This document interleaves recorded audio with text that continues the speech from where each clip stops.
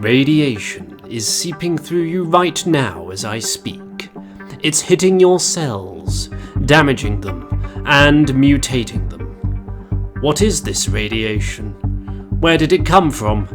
Why is it here? The majority of the radiation you will likely be subjected to comes from natural sources. The air you breathe, the rocks under your feet, and the depths of space. And there is nothing you can do to hide from it.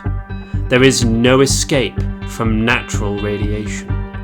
And right now, you may feel uncomfortable, but this has been happening all your life. So how is the ground under your feet slowly irradiating you? You have probably heard of the element uranium. Commonly used in nuclear power, it is present in rocks and soil in small quantities. Nearly all of it is uranium-238, with a staggering half-life of 4.5 billion years.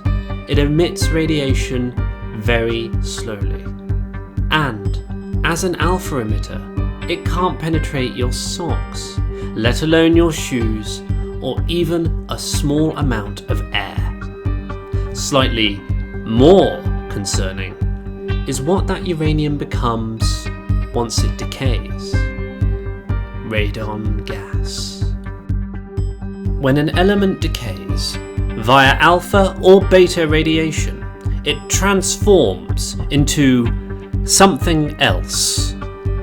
Through alpha and beta radiation, and about 300,000 years, a uranium atom becomes a radon atom. Radon is an odorless, colourless gas, so you can't tell where it is. But it does decay via alpha radiation itself. This is somewhat problematic, as alpha radiation is the worst type of radiation to have inside of you. So, how do you avoid radon? Primarily, it depends on two things: the age of your house and where you live.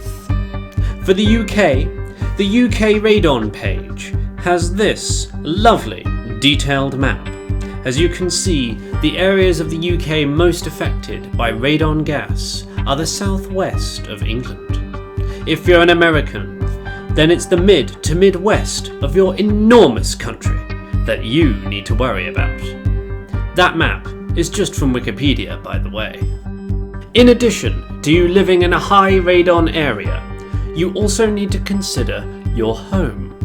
If it is new, then it is likely to breathe far better than if it is an older house, especially if it has a basement where the radon gas can accumulate due to that poor ventilation.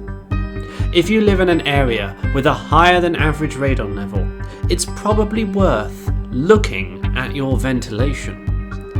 But you only need to worry about this if you live in these areas. Constant exposure is required. So no worry if you're just going on holiday to the southwest of England.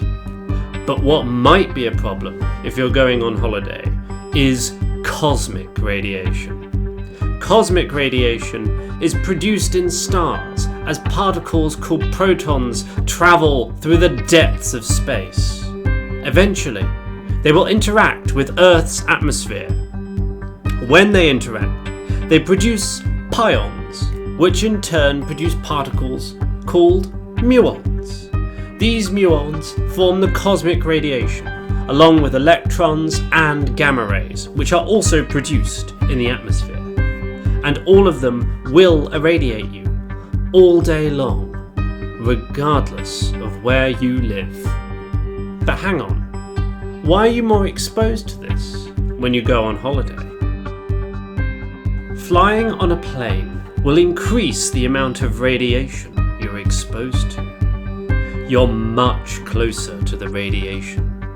This is because when you're in the sky, the radiation has had less time and distance to interact and so less time to lose energy.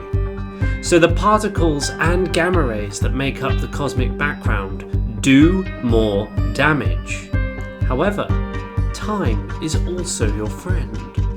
You don't need to worry about this increase in radiation because you're not in the air long enough for it to have a significant effect. And that is mostly true for all of this natural radiation. It's not emitted frequently enough to cause problems most of the time. Old houses in high radon areas and very frequent flyers notwithstanding, you should have nothing to worry about.